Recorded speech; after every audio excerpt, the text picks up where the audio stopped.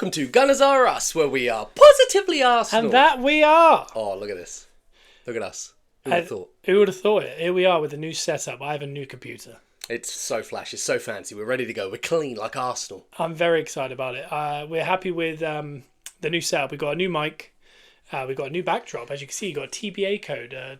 TBA Wrestling is not a TBA code. It's a SeatGeek code for TBA Wrestling for $20 off your first purchase. There it is. We've got the cowboy hat. We've got the Arsenal memorabilia. We've got some tickets. Look at that. Got wrapping paper with my face on it. We've got it all going on. The reason I'm saying that is visually you can't see it if you're listening to us on iTunes and Spotify. Give us a 5-star review. But we're on TikTok Live as we always are at 10 a.m. on a Wednesday, GMT. Here we are. It's been a while since we've done the podcast and the TikTok Live at the same time. Yeah, so we're in the both. We're in the two. So Joe's going to be kind of keeping his eyes on the comments in there. We're going to talk a lot of Arsenal today. We're out of the England chat. We're deep into Arsenal. Let's go. We're about 3 weeks away from doing the big preview pod of the season. It's not long now. Our second season as a podcast. Yeah, we started on day 1 of last season. We nearly made it a full year. Hopefully you've been with us the whole time. Otherwise, you know what I mean? Yeah, and in the chat we got photography by Jason saying, how do fellas? We got HK Jin saying, morning fellas. These are regulars. These are in here regularly. Jossie has also joined. HK has also said, happy with Calafiori? So that's where I think we'll get started because... Calafiori love! Dang, dang, dang, dang. I can't get the California love. Very good. I think they're going to announce Calafiori in California because they're there now. And they're going to play that song with Calafiori love, not California love. Calafiori dreaming on such a... So I was actually talking to James from Gunnerblog Oh! to name drop that for an Arsenal fan, James McNicholas. And he was saying, because I think Andrew on the Arscaster brought up California love. Yes. And he was saying to me, it's California dreaming. It's the one you just did. Calafiori dreaming. That is the one. HK has also called him Mini Maldini, by the way. Mini Mal. I like that a lot, and I will use that and claim it as my own. You're right. I also like the other one, which is the actual song. When the it's Amore. Oh, Calafiori. Yeah. Well, yeah, but it's something like when the ball hits the net, something to the Calafiori. And then something to do with Mikel and Edu. If you're in the chat, let us know if you know anything. Let us know. But it's very good. Jason's photography says this has to be his tune when he arrives, and it does. It has to be his tune. We've got plenty of options, I think. So what I'm going to do, obviously, because if you're listening to this on iTunes and Spotify, I don't want you to just... Well, I don't want to jump all over the shop, but we are going to take different comments from the TikTok today. And if you want to do that in future, like I said, 10 a.m. on a Wednesday, go to Gunners Are Us Pod on TikTok because we do 2 videos a day and you should do that. And I can see some roses coming in, so keep smashing that like button, guys, if you're in there. That's the lovely HK. While you're watching it, just get this really rapid Tommy John surgery type thing going on because I think it will look good. And I joined some kind of community live. I don't know. I didn't even know what I did. I clicked on it and it sent me to a live and I was like, oh, lovely. They sent it to me. TikTok sent it to me in a DM. And I clicked on it, and now here we are. Why not? So always look at your DMs. Anyway. HK has said it's yours, bro. If you want to call him Mini Maldini, he's gifted that to us as well as a rose. So hey, you're too good. You're too good to us. But to get stuck into the actual podcast, because obviously, like I said, if you're listening to it, we're kind of going to get to some transfer news and the way Arsenal are going to play, and then in the second half of the show, we're really going to get hot and heavy into TikTok and kind of go back and forth with them and just record our TikTok Live essentially. So if you're looking for some, interesting how Arsenal are going to play, transfer, that's the first half. Second half after the SeatGeek advert, obviously, which we don't have on this Mac. We might need to record a new SeatGeek advert. I would just say, we should start doing them live. You should just say it. We should do them live. No, you're right. We should do them live. Yeah. So first of all, obviously Calafiori looks like the deal is getting close. So this is huge because I was listening to a scouting video yesterday. Doesn't make any sense. Double entendre. If you want. Well, yeah, you can, but he's gonna massively change the way in which we play our football, because naturally, if we're buying defenders, and our big issue is Okay, it's all very confusing. Explain it to us, Scott. Well, we scored the second most amount of goals last year. Yeah. But we're trying to figure out how our attack can be better. Yeah. And the reason for that is because, like we said, we've relied a lot on set pieces, penalties, these kind of things, transitions. We don't often score just clear, open play football goals. Yeah. And you can tell because obviously this time last year we were very confused by the Havertz and Raya signing.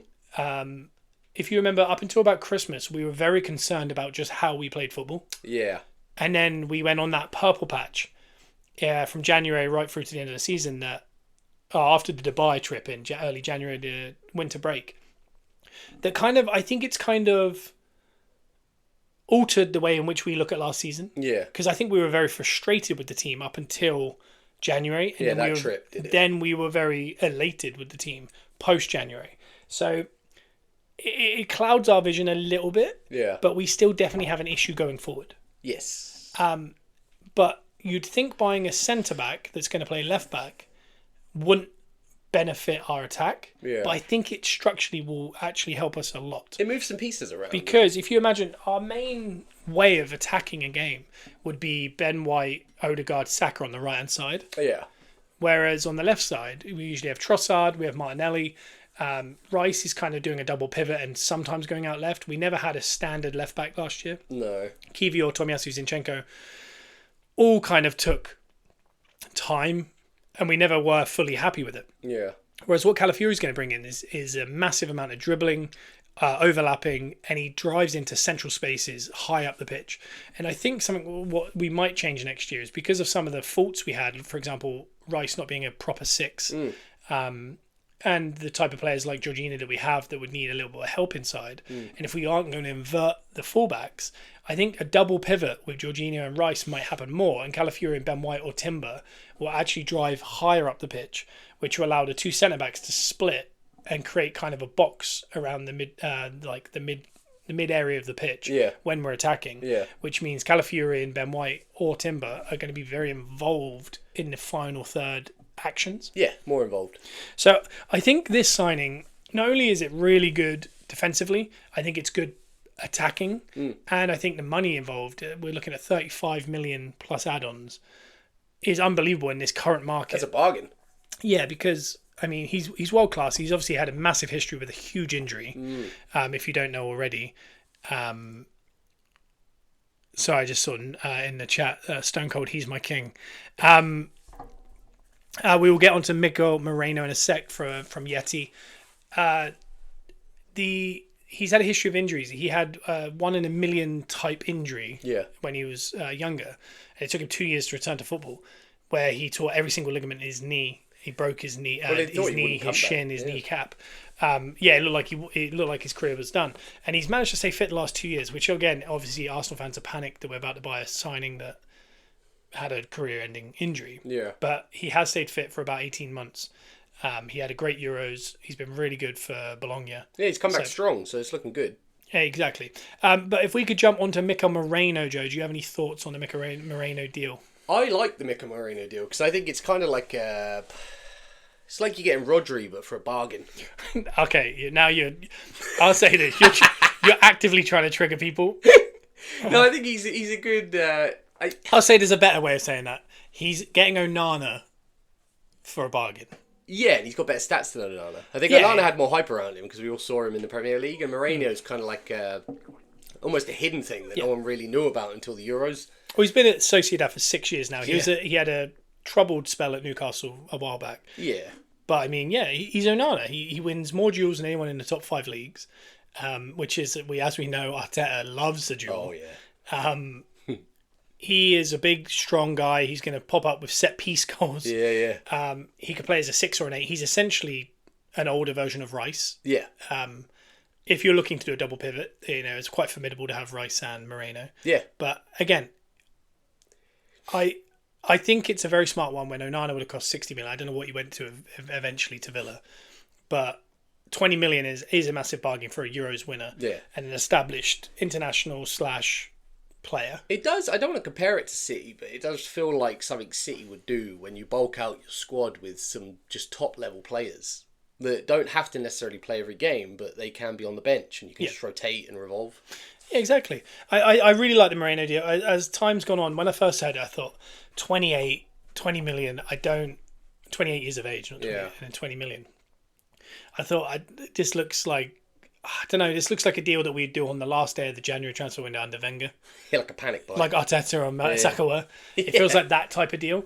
But as we're saying, James McNicholas and The Athletic are kind of reporting that our deals this year are going to be more along the lines of Trossard and Zinchenko. Jorginho, than they are around a Rice, for example. And I think that's true, because I think at the start of this window we were looking at things like Bruno Guimaraes, but then buying that £20 million Turkish left back. Yeah. Whereas I think it's gone the other way. I think we've spent a little bit more on the left back, and then in turn we're going to spend a little less on that midfielder. Yeah. But I don't think he's the only midfielder we're bringing in. No. I feel like there is more to this whole scenario than what's kind of led on in a minute. We bought about 30 goalies. Well, speaking of Sociedad, though, Zubamendi is mentioned, and we get a nice younger version of Jorginho from him. Yeah, Zubamendi has massive... Now, this one I don't think is as triggering. Massive Rodri vibes. Yeah. Because he's not tall and athletic like Rodri, but... Rodri's a freak, though. Like, let's be honest. Like, that is a freaky player. I tell you something I didn't notice about Rodri is I assume Rodri's amazing, and he is. You got to remember, he came from Atletico that he couldn't get ahead of Partey in the team. Yeah. But there was a post from 2021 that Man City put up of the lineup, and it was a midfield of De Bruyne, Gundogan, and Rodri. Yeah. Unbelievable. Yeah. That's wild. Underneath, an Arsenal fan had put up and said, guys, just remember what City fans thought of this at the time. And underneath, people... Do you know how Man United fans call McTominay and Fred together in the midfield? They hate it. Yeah. That's what they did with Gundogan and Rodri. Really? They were like, we'll win no games with Rodri and Gundogan in our team. That's what City fans were saying. They couldn't believe it. They were like, this is such a drop down from Fernandinho and all these kind of things. Yeah.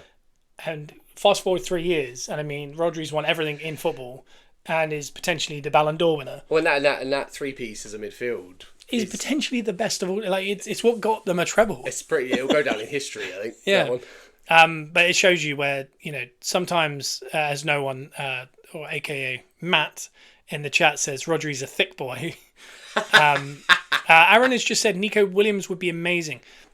So Nico Williams is the one, I think. Let's move on to the attack. This is the next part, because obviously Ray has been bought for 27 million. Ramsey will probably go. Lunin, there seems to be a deal in place for the Real Madrid Ukrainian keeper Lunin as the backup to Ray, we assume. We've also bought 30 other goalies. Tommy Setford, we're trying to still get the Wolves keeper. Refused to go over that 400,000 mark for whatever reason. Which I had a funny TikTok comment the other day. I can't remember who it was from. It might have been Red Devils. Where I put up a post about I think we put 50 grand in first. And he said, this will help you beat City. And I thought that was very good. But so the goalies are kind of getting sorted slowly. Yeah. Calafiori seems to be the deal for the defenders. Moreno seems to tick a lot of boxes. If you want to splash the cash, I think Bruno Guimaraes or Zubamendi would be even better. Yeah. Obviously, ideally, all of them.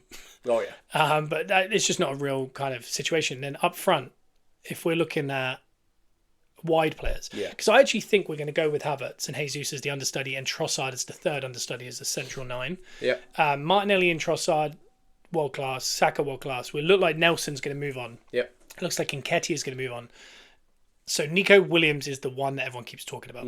And I've just seen some from Guna. Is it Guna, AJ? Karlheim going to loan surely with these income. Yeah, it really feels like Karlheim is going to have to go out on loan. I think that's probably why he signed that new deal, was just to cover our bases. Yeah. So Nico Williams seems to be the one that everyone's talking about. That would be a nice marquee signing. It would be giant. And again, when you're hearing the talk of Jorginho and Trossard type signings, there was a caveat to that, which we mentioned on the podcast a couple of weeks ago or last week. Yeah. That the reason they're doing that is they're leaving a huge financial fair play space in case the dream signing came up later on in the transfer window. So therefore, if you go buy Moreno and not Bruno Guimaraes or Zubamendi, you spent 20 million. You spent 27 million on a keeper. You got 30 million on Calafiori, so you're at the 60, 70 million mark, which is a lot of money. That is, but you haven't spent 70 million on one player. You've bought a keeper, a defender, and a midfielder for the same price that you get Onana. Spend less, get more. Right. So, are they leaving a gap for a Nico Williams? Because we actively did try to buy Sesko this window. Yep. So there is obviously a plan in place for an out-and-out forward. Yeah. If they can't get Sesko, which it seems to be they were very strong on that. Gyökeres is getting talked about again, and they apparently got scouts out at the Sporting games in pre-season.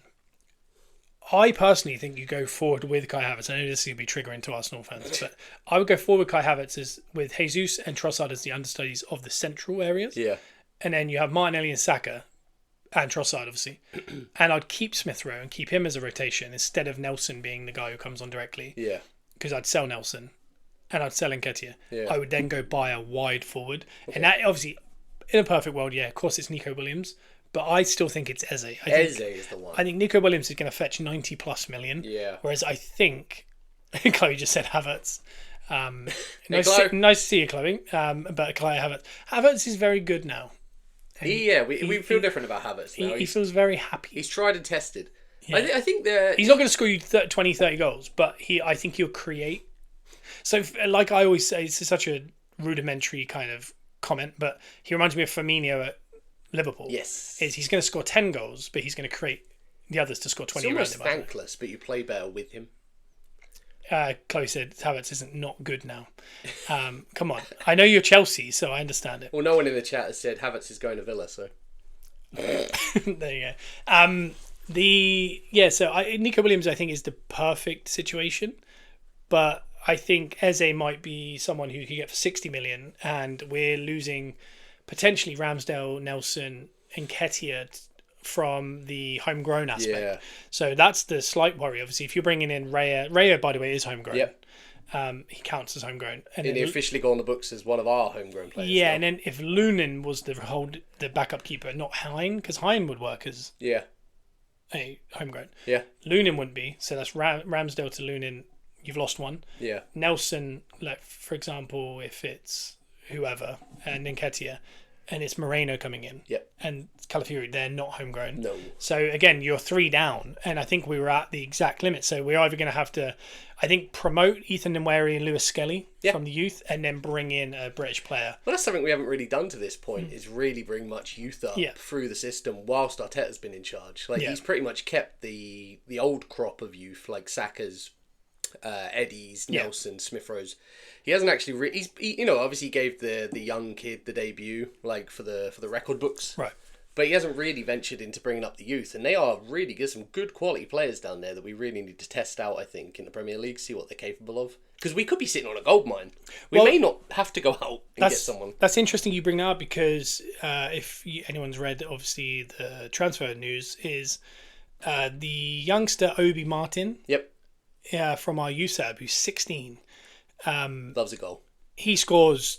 Did he score 9 in the game? Something like that. Looks like he's moving to Man United because he's out of contract. We are trying to sign him to his next deal. Obviously, around that age, at a high end price, they're looking at around, from youth football, around $2,000 a week is like a massive deal you'd get at 16. Yeah. 2 to 4 grand.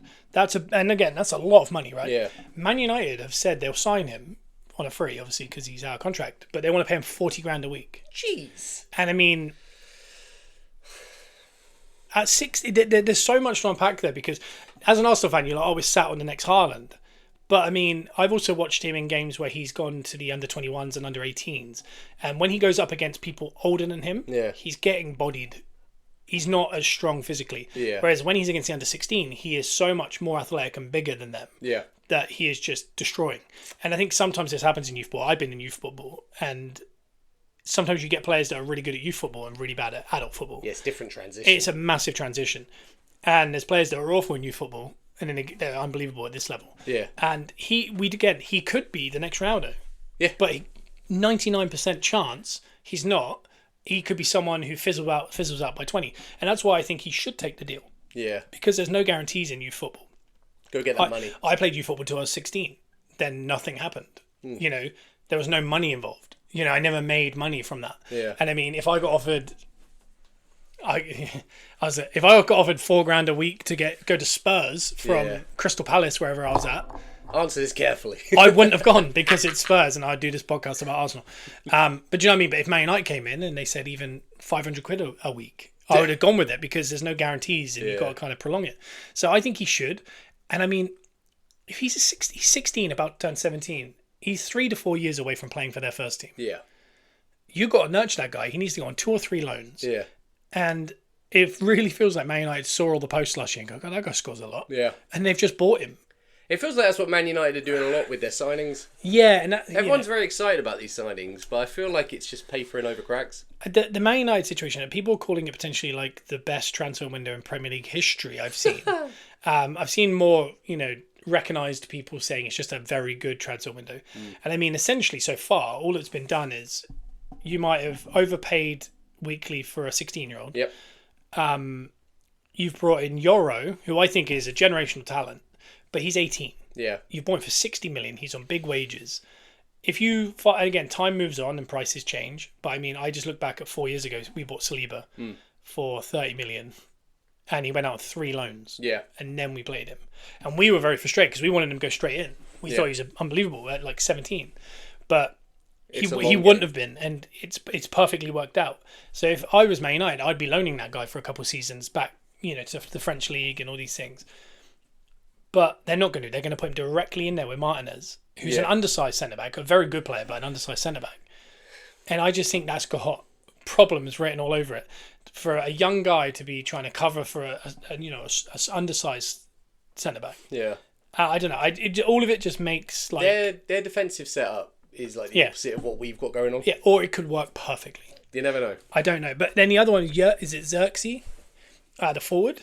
And I think we all agreed, I think Moshe and I think we spoke to Bruno on here, and we agreed that Man United, Højlund I think is special. Yeah. But he needs time. Again, and Højlund's older than Yoro, by the way. Yeah. And Højlund would have benefited from another loan. Yeah. Then a season in the team where he's an understudy to a main forward.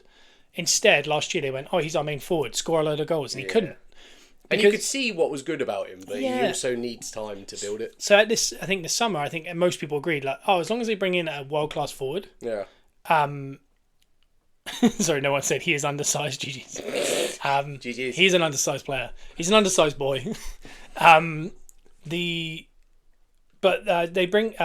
haven't brought in that established centre forward to help Højlund. No. Instead, they got a younger, just as expensive project.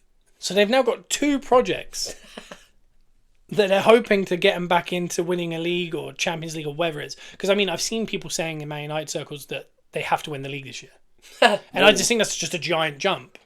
I think the only team that realistically should win the league this year is Man City. The only team that should have aspirations to win it this year is Arsenal. Yeah. Because Liverpool got a new manager. Chelsea are in a mess. Yeah. Man United desperately need to figure out how to play football. Yeah. And then, but they win games, but they need to also figure it all out. Oh, Man United's not a player problem. No. They've got quality players all over the field. There's just a weird tactical setup, messy thing going on. Yeah, there was some real fundamental coaching issues last year. But I tell you what, buying another 18-year-old forward isn't going to... That's not fixing it.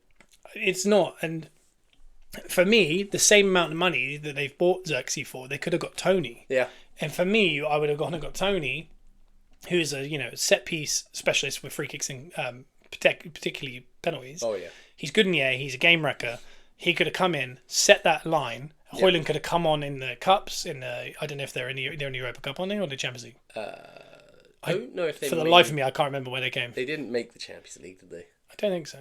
No, because they're calling it the Europa Cup. Okay. Europa. They're in the Europa. Yeah. So Højlund would have got all those games as well. Then he would have come on 70 minutes. Also, there's certain home games when you're against Southampton, you could play Højlund and give him those moments. Tony could come on the last 15. That would have made so much sense. Yeah. But instead, they've just gone for a second project, which, I mean, we've done it at Arsenal where we've had Adebayor and Van Persie at similar ages in their career where you had to go back and forth. And it's really hard because as they progress, one wants to leave or one wants to play every game. Yeah. And again, that's good. Because guess what? If the next 3 years they both do unbelievable and then they force a move away, they're going to get massive money. Yeah. But the thing is, are either of them going to go for more than 60 million, which is essentially what they bought them for? Xerxes was less, but... Unless they really show something, no. Because no one's really going for... we had a few summers there with Rice, Enzo, and these people, 100 million. Yeah. And I was like, wow, there's a lot of money going around. Whereas now everything's kind of dropping back down where, even last year, I think we spent 58 million on Havertz. Yeah. It's a lot of money. Yeah. Whereas considering this year, at the time he wasn't what we've got right now. Well, Everton was saying that Onana will go for 65 million, and realistically the price was around 50 million. Yeah. Like, that seems to be the norm now. Whereas 30 million was the big one, and then now it's kind of dropped to 50 million is kind of a norm. Yeah. But 30 million is for like as me and Elton Prince from the WWE would say, a Forest player. Yeah.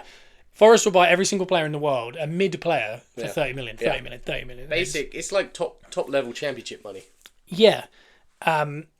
So United's transfer, I'm just kind of confused by it. And then I've seen today that they massively are linked to Zubimendi, who we talked about. Yeah. That is a game changer, I think. That's a really good signing. And again, for the future, all of this is good. Zubimendi's 28, but I mean, Xerxes, Højlund, Martinez, Euro, that is a future. Yeah. 100%, that's a beneficial future. But I mean, you got to assume they're going to cash in on Bruno Fernandes probably next year. Casemiro will be gone next year. Again, we're forgetting about Mainu, who had unbelievable Euros as well. Mainu's wild. And again, when I look at that, you do get excited and you think Højlund, Xerxes, Mainu, Garnacho, Ahmad, Euro, Martinez. Other than that, Onana, not convinced still. No. The fullbacks, I'm not overly... I know Malacia is it that they really like, but there's like Dalot still there and that crew. Wan-Bissaka looks like he's going to West Ham. You got McTominay, you've got Bruno Fernandes, who again, they're going to have to cash in eventually to make some money. Anthony's a mess of a player. Yeah. Rashford's still hanging about. I don't know, when you look at it, it's nearly there, but I think the team is 3 years away from challenging for the title. Yeah. But at least they're correcting course like we did. We were kind of in a mess for so long. High wages, big players like Aubameyang underachieving, Lacazette's, and this kind of weird crew. And it took a while to unravel it all. Yeah. And then have this fresh base, which we had about 3-4 years ago, whereas Saka and Smith Rowe were the starting wingers. Yeah. And Martinelli and Nketiah. And we were going with the youth, and we were happy to come 8th with youth than we are with overpaid big players. Yeah. But then he had to kind of bring in some people like Jorginho and that, and I think that's what Zubimendi would be. Yeah. But I just think they should have brought in a forward, because if their front line next year is Højlund, Ahmad, and Garnacho, that is a youth setup. Yeah. And again, I think all three players are really good. But are they going to, week on, week out, challenge for top 4? I don't know. It's a few seasons away from that all working out. He's got to really figure out, basically, like when Arteta came in, he had to work with what he had, figure out a tactic that would get us by, and it did get us trophies at the time. Then get out the deadwood, then bring in the team he actually wants, then figure out how to make that team specifically play. Ten Hag has come in, he's still got a load of deadwood. He hasn't figured out how to make that team work for him. I mean, he did win a trophy, to be fair. Well, he's quite a delusional human. HK says what happened to Vieira at Arsenal. He is still there, believe it or not. He's very small. He's an undersized midfielder. Very slight man. He's a very slight man. He's the opposite of Ozil these days. He had a lot of injuries last year, basically. Again, I went back and watched the whole of last season in a 3-hour YouTube video that Arsenal put up. And I can't believe how much he actually played in the first fifth of the season. Okay. There was a lot of things that I can't, and I will unravel that in a second. Yeah, that part. Just want to say hello to Rainmaker, who just joined, Okada himself. Okada, let's go. And there's a guy in the chat, JMC, that keeps just saying "what" every now and then, and I quite enjoy that. Guys, if you are in that chat and you can hear me right now, just spam that for like 20 seconds or so. There it is. Just do it just as hard as you go, as hard as you like. So nice. He said what again? I like this guy. Kier is in here. Let's go, Kier. Kier is in the TikTok. I love this. What I was going to say was I watched back those. Well, hey, the boys. Kier is in. I went back and watched this huge video. Basically, he's giving the Austin what? I should have connected this. What? Yeah, that is bad. Kier gets an applause every time he joins the live. He just said something again, so I'm going again. Very lightly so I don't ruin the mic. I got a new bit of kit and I've logged out on my laptop here. I hope that hasn't affected the recording. Do you know what I mean? It's still recording. It's still recording. I'm getting used to this stuff. Podcast intact. Like I said, 3-hour video. Yep. Vieira got 4 assists in the first 4 games. Woo! Eddie Nketiah started 12 games last year. Wow. He featured in 23. Jeez. Premier League games. I don't remember this. No. Like, do you know what I mean? I don't remember anything before Dubai. Trossard was unbelievable the whole season. Yeah. Martinelli was very involved in everything up until Christmas. Okay. But we kind of remember him as almost having an off season, which he did because the second half he fell off. But I think what it was we had that purple patch, and he got injured, didn't he? He did. Yeah, he had the cut on his foot that he never really recovered from. But I think also we got into that purple patch post Christmas, and Arteta did what Arteta does, which is I cannot change this team because it's working. And I think the likes of Vieira, who were involved, Eddie, Martinelli, certain players, Zinchenko, who were involved heavily in the first half of the season, disappeared because that's why Kivior came in post-January and then stayed in for about 2 months because it was going well. And I think he just said, oh, Jesus, I'll just stick with that and then what will be, will be. So, yeah, just watching it back was worth watching just to see kind of a season is long and you don't realise certain things because at the end of it, you kind of got rose-tinted glasses of the last 6 months or 3 months or whatever it is. And I just noticed it. I'm going to be honest, the only thing I remember from early season is that weird Palace game at Selhurst Road where Tomiyasu... Selhurst Road, I like that. Yeah. Where Tomiyasu got sent off. Yeah, I saw that. That's all I remember from the early season, to be honest. Yeah, I don't know. Rainmaker just said, wonder when Arteta will down tools and accept rotation matters. Do you know what? I agree, because I agree with the sentiment. I think he just doesn't trust the squad. Yeah. And I think that's what he's trying to do now is I think there's certain players that he doesn't trust and I think he's kind of coming to accept. I can't have, like even Kivior, for example. Yeah. He bought Kivior last year. I think he did like him. I think he realised pretty quickly he wasn't sure on him. Then he had a good moment. Then he had very bad moments. And I think he thought, I can't have that kind of up and down. And he's just instantly getting rid of him. He doesn't accept ups and downs. No, that's what I was going to say about the Vieira thing was he got 4 assists in 4. Then in game 6, he played, I think it might have been Bournemouth at home. We were 4-1 up or 4-0 up. Yeah. And he got sent off. Yeah. In the Emirates, do you remember? Yeah. And I don't think it was like a very innocuous thing. Yeah. But I think Arteta from that moment when we were 4-0 up and you tried to jeopardise my team, even though it doesn't mean anything, it's 4-0 up. Could have cost us a goal. Yeah, I think he sees it like that, and I think he's that stubborn that he was like, you can't play for me anymore. Yeah. But you'd think he'd sell him now, but I think he almost tells them like, well, he doesn't tell him. I think he just doesn't play him for like 6 months, as if like a punishment. Like punishment.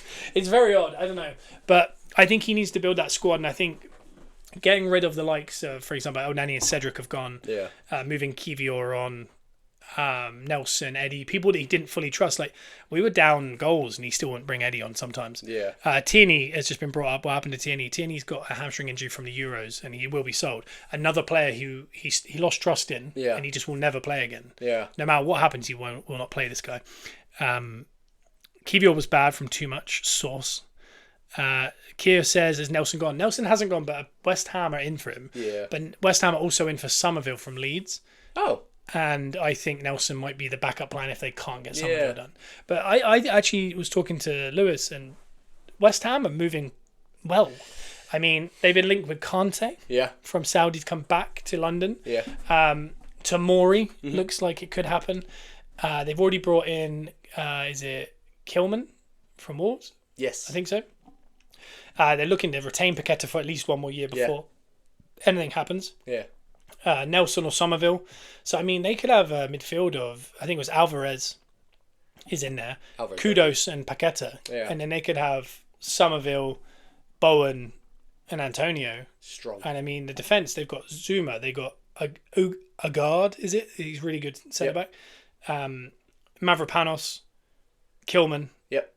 Tomori. Yep. They could go to a back 3. They could. Aaron Wan-Bissaka looks like he's going there. He could be a high-end fullback.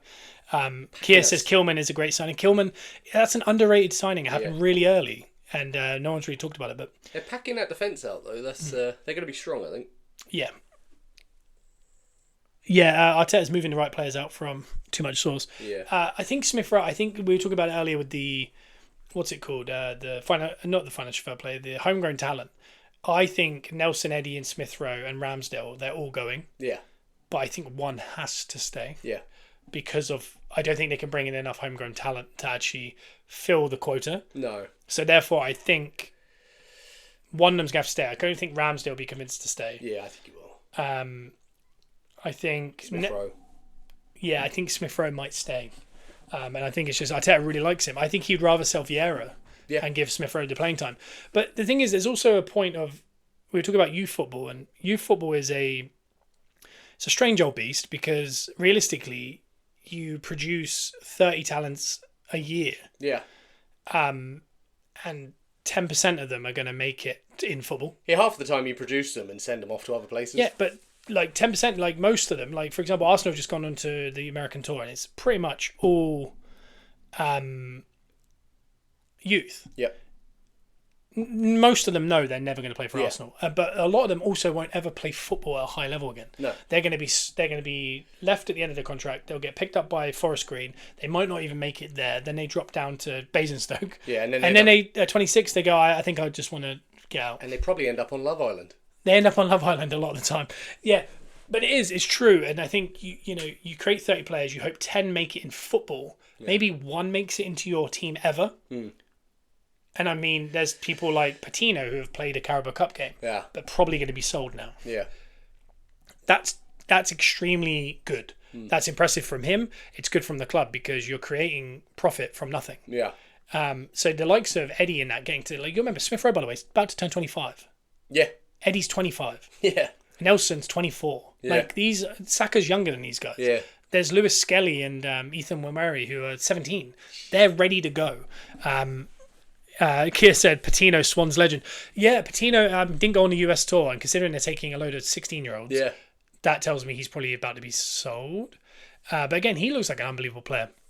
I think Rainmaker USA is basically NXT Black and Gold takeover shows. Yeah, it really does. Keir said, what's the most immediate signing Arsenal need? I think that midfielder. Nico Williams. Providing we get Calafiori. Calafiori's done. Reyes done. I think we do need a wide player, but I think a midfielder is more important, because that depth in there just looks worrying. You got Odegaard, Rice, and let's say it's at the minute Partey. Yeah. But Partey, we don't know what's going on with that guy. And then Jorginho's there. Yep. That's it. Yeah. I think the extra midfielder adds a lot to the attack. Yeah, really. Like you have Vieira and Smith Rowe, but we don't know where they sit. We don't know if they'll be here. I mean, there's 4 players for a midfield. Yeah. To compete on 60 games if you go to distance in all the cups, which we're not, but if you do. So I think a midfielder, we just need to pack out a midfield, because it's I don't know, it worries me a lot, because you get a big injury to Rice, Jorginho's got to hold 50 games. Yeah. That's just mad. And Partey can't even finish 60, 70 minutes. And I think packing out that midfield also helps the attack as well, because when we do go forward, it means we can people like Odegaard don't have to come back and defend so much. Yeah. But no, the youth setup situation, a lot of it is, you're essentially trying to create profit. Yeah. And hoping these players have careers elsewhere. But I mean, there's a hell of a lot more players than there are clubs. Yeah. It doesn't make sense. Ideally, me. Yeah. At 16, I don't play anymore. That's the end of that. And that's what most people do. Yeah. Some people get to 20 and they've just got hidden away in a West Ham academy. Yeah. And then they go, oh God, I forgot he's here. I'll let their contract run out. And then no team come in for him, because no one's ever heard of him. And then you have to try and figure out real life. Because you know what West Ham are doing? They're going, we've got a really good 16-year-old. I'd rather give him minutes than that guy. And that's what I think we're at now with the likes of more Eddie and Nelson and Smith Rowe. I've got such a soft spot for Smith Rowe. Is instead of giving these 24, 25-year-old guys more playing time that they've proven already they aren't massive difference makers, go give that time to Ethan Nweri. Yeah. Give it to Lewis Skelly, because they're already at 17. And guess what? If they have the minutes that they would have had for the next 2 years, and then we go, they're not good enough, we'll probably still be able to sell them for 20, 30 million to Nottingham Forest. Yeah. Do you know what I mean? So at some point you have to rotate it, otherwise you miss a whole generation of academy talent. And that's not acceptable, because Smith Rowe came through with Morgan Gibbs-White in the under 20, under 18s crew. He came through with Phil Foden, Conor Gallagher, Morgan Gibbs-White. Foden is Man City's main man. Yep. Morgan Gibbs-White plays with a number 10 on his back at Nottingham Forest week in, week out. He's a very good player. Conor Gallagher is the Chelsea captain. Yep. Smith Rowe, where is he? So he's looking at it. And at the time when that all started, I think a lot of people that are watching the under 17s England were looking at Foden, but we're going, Smith Rowe might be the player of the bunch. I don't know, where did it dip off for him though? Like, it just dropped. So 2 things. He's got an issue with fitness. Yeah. But the other issue that came with that is he had a massive growth spurt about 2 years ago. Yeah. And it completely changed the dynamic of how he plays football. Yeah. Very similar to how people look at Havertz. Yeah. Havertz grew from 6'1" to 6'5" around the age of 20. Wow. So he went from a player that was he was like a Musiala. Yeah. In the Leverkusen. Yeah. And by the end of it, he was like 6'4", going, I don't know how to use my feet anymore. Yeah. And that these things happen, in athletes. It happens, and it derails careers, and sometimes it takes time. And there was definitely some issues with Smith Rowe with their diet and stuff. Wasn't there? They got a nutritionist. Yeah. There's a lot to it. I've sent it to you. Great content. I've missed something here. Have you seen the Reece Charles ex-Arsenal player, youth goalkeeper, vid talking about chipping a keeper? I have not, and I appreciate you sending it to me, Kier. I'll have a look. Havertz still plays like he's not used to his height. Yeah, exactly. He's still figuring it out. He's getting there. That's and we got Million M in there. Good morning. And I think this is a thing that I think as fans, I think for a long time we didn't overanalyze. This is massively overanalyzing football. We're doing it right this second. It's what we do. We look forward to a Wednesday morning where we can overanalyze football. I mean, we were talking for a solid hour about this even before we went on air, and you had to hold stuff back just to come on air and talk, because we were just... It's like we said before, we stand around the table the night before talking, and we should just hit record. We should hit the record way more often. So things like height and that, just things we haven't talked. Like, I mean, if you said this to Roy Keane, he'd be like, I'll get over it, like, figure it out. But I mean, it's a massive thing. Like, when you're a technical player these days, when you think of Fabregas, Nasri, Musiala, that type, if you told, Musiala, oh, by the way, you're going to wake up tomorrow 6'5". Yeah. And we're going to have to convert you into a number 10, or number 9, sorry. Yeah. He'd be like, what? Your whole football personality changes. So your control, nothing is right. Everything's different. Dimensions are wrong. Don't talk about Musiala. He could have been an England player, but Gareth Southgate flopped. It is mad. It is mad. I mean, Chelsea right now could have a team that had Salah, Kevin De Bruyne, and Musiala. Yeah. Declan Rice. Yeah. all in that one team. England could have had a midfield of Rice, Bellingham, and Musiala. Yes. Yeah. And we still would have put Foden in there. Oh, yeah. Wonder if Bayern would entertain Tell leaving. There's players like that at the minute. That are not available, but I think could be lured away from bigger teams that are kind of underachieving. Yeah. So players like Tell, Wally, is it Wall? Oh yeah. From not Lille. Porto? No, I think it's Lille. Lille. These are players I buy on FIFA. We played them not long ago, didn't we? Yeah, we played against in the group stage. I think it was Lille. It was Lons. Was it? It was Lons. But players like that, even Nico Williams, they're at Bilbao, Atletico Bilbao. They could be lured away, Zubamendi, Sociedad, from a team that isn't quite challenging. But they're elite players not playing in elite teams, and they're available everywhere. Danny Almo. There's players like that could jump. But I don't know, So I was just reading that. So what I'll do here is we're going to come back after the break, and we're going to get a lot more involved in TikTok. Yeah. So a lot more questions and directly from the TikTok. Yeah, keep it coming. So keep it coming. But right now we're going to do an advert on the fly from Joe. What? Oh, wait now. Wait. For SeatGeek. Okay. I'm going to do a little bit of music behind you. Okay. Use our SeatGeek code TBA Wrestling to get $20 off your next purchase of any events you are attending. So if you're going to the US tour of the Arsenal, or you're going to the NBA to see the Clippers, are you giving options? Are you going to go to Eagles in the NFL? Go to SeatGeek and then use the promo code TBA Wrestling, and you'll get $20 off your first purchase. First purchase. So first purchase. Get them in, because guess what? I'll say this. If 4,000 of you do that, I'll buy someone in the chat a car. Oh, fantastic.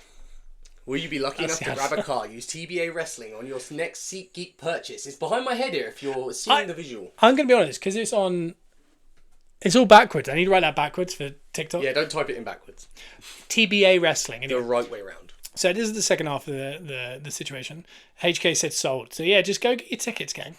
Who's going to have the best transfer window in the Premier League from Unruly Boss? I think Arsenal, potentially. So I think most people are saying it's Man United. We've had this conversation in the first half. I think they're on the right track, and they'll be if they stick to this track, which they won't. Yeah. The track right now is in 3 years they're going to challenge for the league. Yeah. If they figure it out. And they need 2 more transfer windows as good as this one. What will happen is, by the end of this season, I predict there'll be no Ten Hag, and they'll hastily buy an aging Kane next summer. Oh, yeah. And they'll go, oh, we have to jump the queue. That's my opinion. Yeah. But I think transfer window wise, West Ham have one that is creeping up. Villa have done okay with what they've had. That kind of thing. Keir says thoughts on Liverpool next season. That's something we haven't talked about at all. I've had this conversation with random people at work who have turned up to obviously adopt dogs at the rescue. And they've been wearing like Liverpool hats, Liverpool shirts, Liverpool jackets, and I ask them how they feel about how the new season's going to be. And they seem a bit unsure, but I feel like Arnie's going to slot right in. You just wanted to do that. Keir, could you tell us what you think while we kind of have our say here? I don't know. I think Klopp got more out of the team than what it merited. Yeah. When you looked at the team, I think it was like misfits and just certain players that I think he got more out of. People were playing for Klopp. Yeah, Keir liked that one, Joe. But thanks, Keir. Now you've got those exact same players playing for a new manager. Yeah. Who might not have that kind of way with words or, game management or man management. It might take him a while to build the relationship with the team. And I don't know what money they have. That's what I would be interested. I think top four is the goal for Liverpool this year. That'd be good. If I had to predict the top four now, and we're going to do all this in the next couple of weeks, we'll do Premier League predictions. Let's go. We'll do an Arsenal prediction. Yeah. We'll do a whole breakdown of Arsenal's year, and we'll do one episode where it's the season. But off the top of my head, I think it'll be City first, Arsenal second, Liverpool third, and I think Man United will be fourth. Okay. And I think Chelsea will be fifth, Tottenham sixth, Villa seventh. Do you agree with the Rainmaker and what he said in the chat? Is that Ruud van Nistelrooy will take over at some point during the season? 100%. That's definitely happening. Keir also said worried about the lack of signings. Yeah, we overachieved, I believe. Arnie looks good, but it's a tough gig. Yeah. Exactly. I think he has to put his imprint on it. And it's going to be... That Klopp era is no different to... It's just a shorter version of Wenger or what Pep's going to have to deal with at City. Well, not Pep's not going to have to deal with City, going to have to deal with it with Pep. Yeah. What Arsenal dealt with Wenger, Alex Ferguson, Man United, is there is no team ever transitions that next 3-4 years into we're just as good. Yeah, Klopp came into a blank canvas. He just had a mess of a squad, and he just went, "There's half gone. Give me these couple." Then the following year went, "There's a couple left that are rubbish. Here's a couple more." Yeah. And over 2-3 years, and in that time he picked away at like an FA Cup or a Carabao Cup or something. Then he got to a Champions League final. Then he challenged the league, and to do that with the players, I mean, he went and got like Robertson from, was it Hull? Yeah. I think it was Hull. It was somewhere like that. Yeah. He went and got like Salah from, I don't know where he was playing at the time. Was it Roma? Was it Italy? Yeah. Yeah, and then he got Mane from Southampton. Van Dijk. Henderson from Sunderland. Van Dijk from Southampton. He kind of bought these kind of misfits that were good at their team, but, just smart little signings. And he made them work. Yeah. And that's what I really like about what he did there. It was just this perfect thing. They're all still there now. But they're now not playing for that guy that kind of made them play. Yeah. And like people like Salah are aging. Darwin, we don't know what we have with him yet. I think Diaz is an unbelievable player, but very similar to Jesus at Arsenal. Yeah. Unbelievable football player. Unbelievable to watch. Not sure how dangerous he really is. Yeah. Does that make sense? Yeah. I don't know if I'm just being nasty there to Diaz, but Sophie's in the chat as well. Hello, Hey, Sophie. I don't know about that. And then there's like Jota, who is a typical Klopp player. He's overachieving. He just turns up. Just unbelievable football player. Yeah, it's for me, I don't know. In that midfield, Thiago's obviously didn't play, but I mean, he's gone. You've got Gravenberg, Szoboszlai. Yep. Zubimendi, again, we talked about him a lot today. That's a perfect fit. Yeah. To actually sit at the base of that, in that Henderson role and just go, let's dictate play. Yeah. It's a hard job to take on after what Klopp did. Because that Klopp Liverpool team was generational. Yeah. Like, even I was a fan of it as an Arsenal fan. Keir says, Jota, dusty knees, always injured. It's an odd one. I think Van Dijk is also aging, and I think he'll be gone next season because I think he's a Klopp guy. I think they might end up paying Salah massive. That will be the catalyst for certain other people to leave. Yeah. Trent might go, I'm not getting paid that, I'm going to go. I don't know what's going to happen, but it could be one of those seasons, new manager bounce and you come third or second or first. Yeah. Or it could be a Messi for a couple of years, but that's acceptable.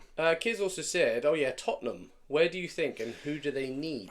So we saw that Julian Alvarez was potentially up for sale from Man City for around 60 million, and we both said that's who they should be signing. If Tottenham are serious, I think they go get a Tony, or they go get Eze, or they go get the one we just said, who I've just blanked, Alvarez. I don't know what the issue is with Tottenham though, because I'm sure Levy. It's Levy, because Ange is definitely sitting there, seeing these players come up as options and saying, "I'd like that." So he's not the one not going for these players. Raymaker just said, "Do you have a FPL league?" I'm going to make a Gunners R Us FPL league, which could be the most depressing if there's 3 people in it.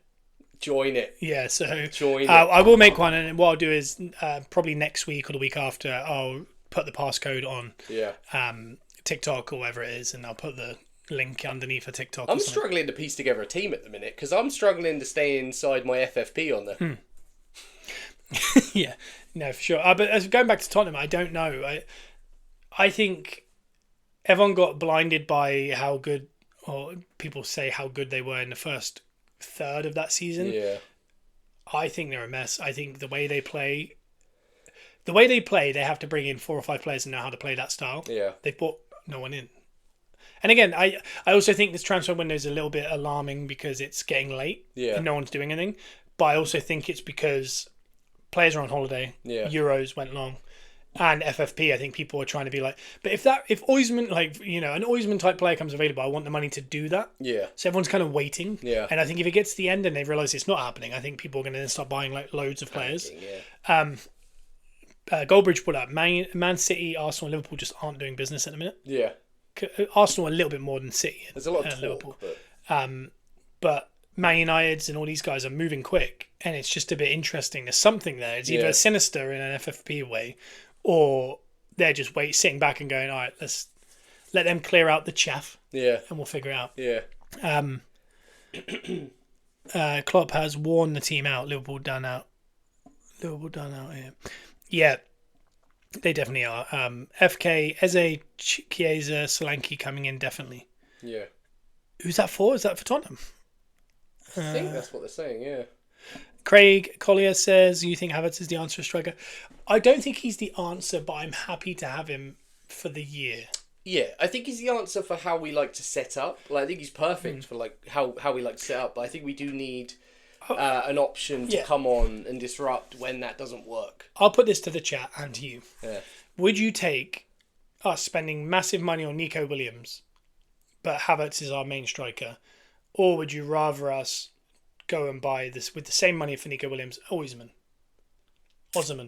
however you want to say it? What would you rather do? For me, I'd rather get Nico Williams and keep Havertz. Yeah. What would you think in the chat?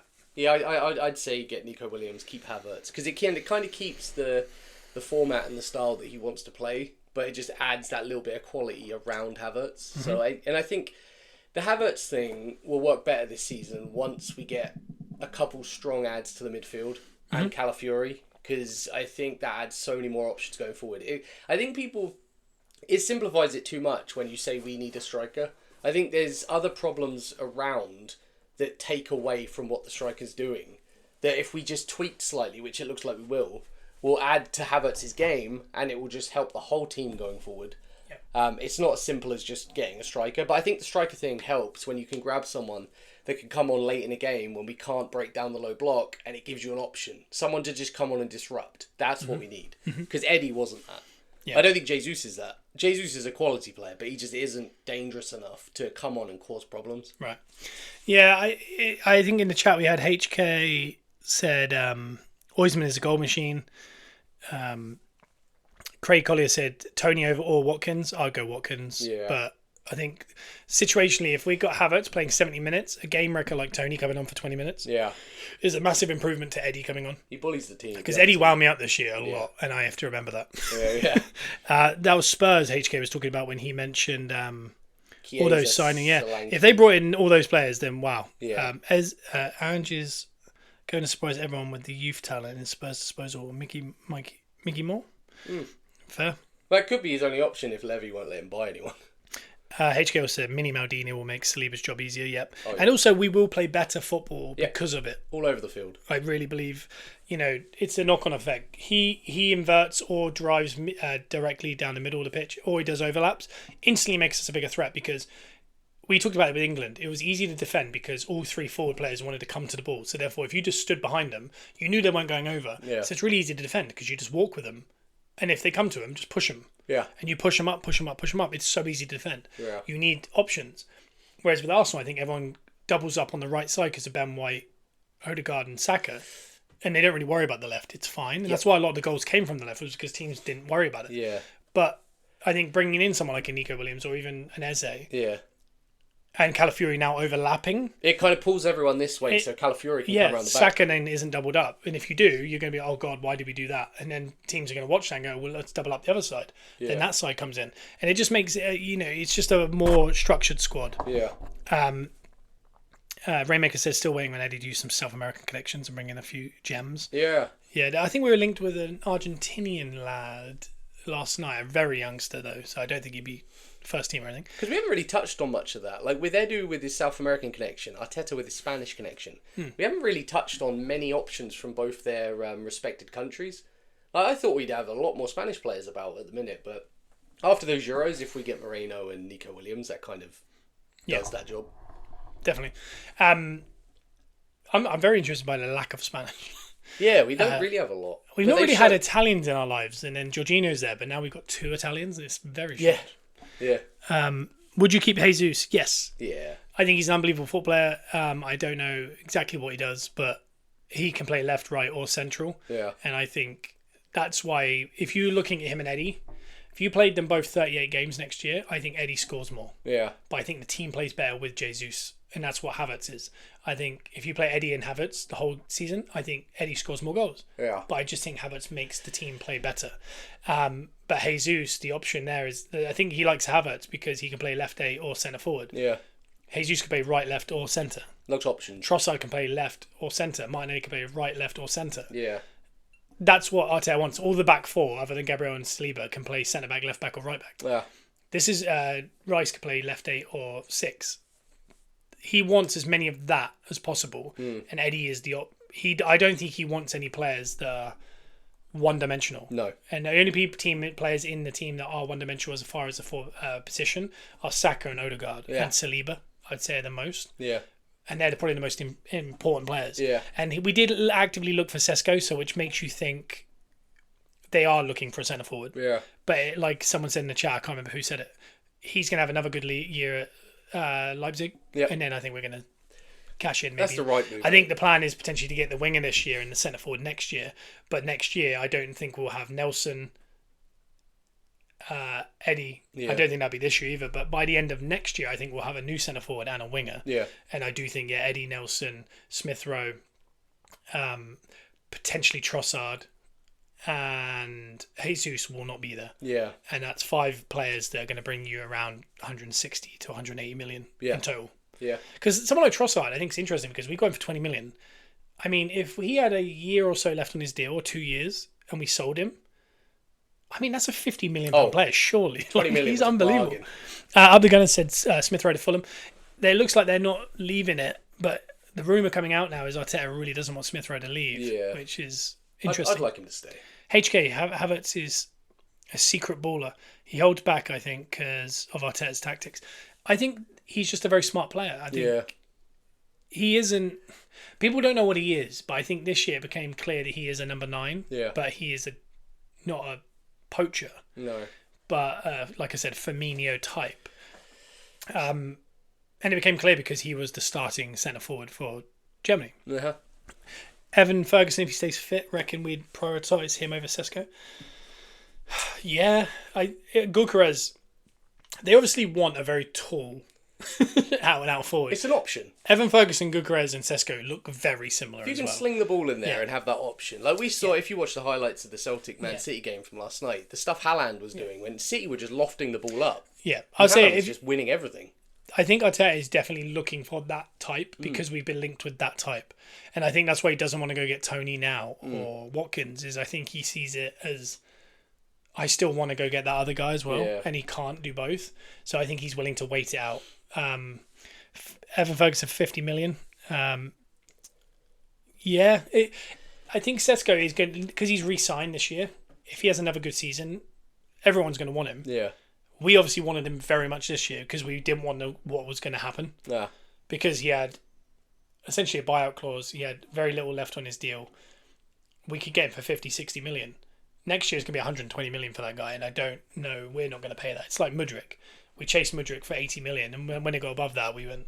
Yeah, too much. And again, we really wanted Mudryk, and then we ended up with Trossard. Yep. We still never got that player that he clearly wanted, which was a very direct, fast winger, which is what Nico Williams is. Yeah. We still haven't got that. No. But the fact he wanted it tells you that he does need that at some point. Like, he really wanted Sesko this year. He hasn't got it, which means we might not get it this year, but surely over the next coming years, he's still going to want that one player. Yeah. Well, HK said earlier, Saka looks tired. Yeah. And we were talking about it earlier. There's no reason why Martinelli can't be the backup for Saka. Yeah, Martinelli played right side the last couple of games. And he can do the exact same thing. He can whip it in with his left foot. It's the same player, like for like. I like the idea of an intelligent player that comes to the ball and also goes beyond, in Trossard and Saka being on both sides. Yeah.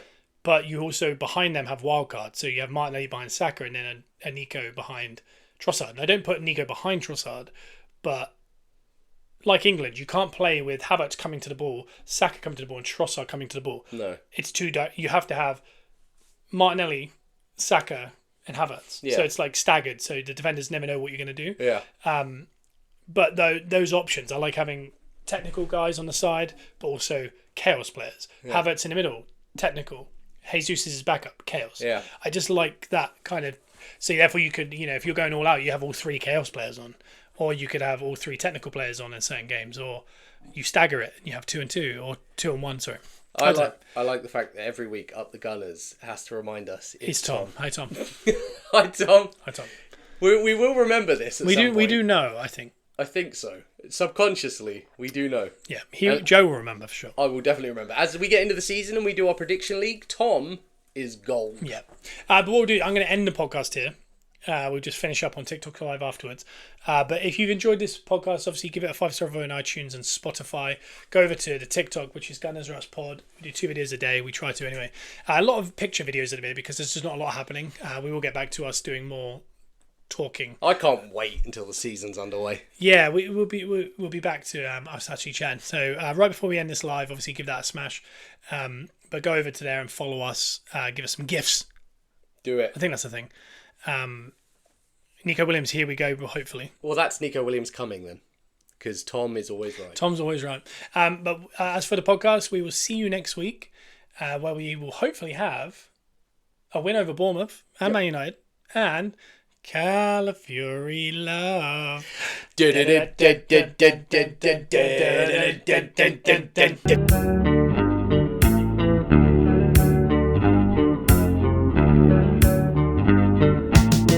You were never an expert in decision.